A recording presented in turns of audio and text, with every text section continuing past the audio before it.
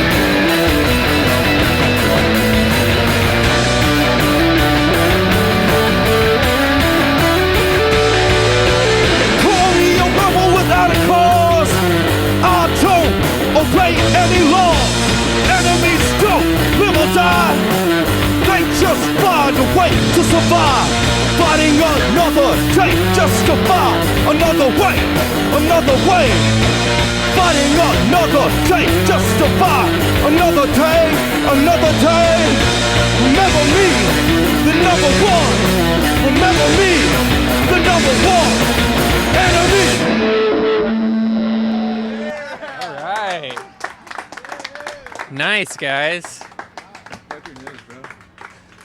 I'm John Ray with BalconyTV, joined here with Our Band. Man, that was rocking. Thank you.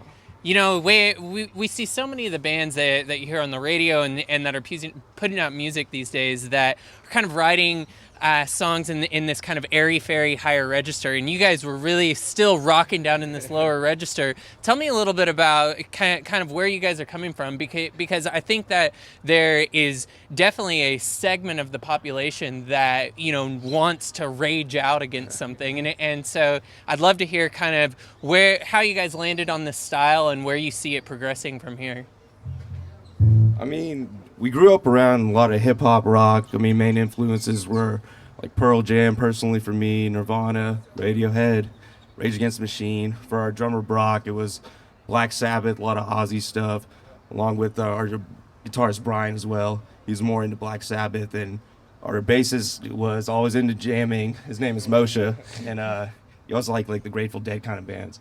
For me, I grew up around hip hop a lot, so I bring that kind of element to it because those are the first kind of musicians I kind of came across, like Tupac and, you know, Lil Wayne and little things like that from back in the day, Snoop Dogg, Dr. Dre. Those are the first albums I ever got.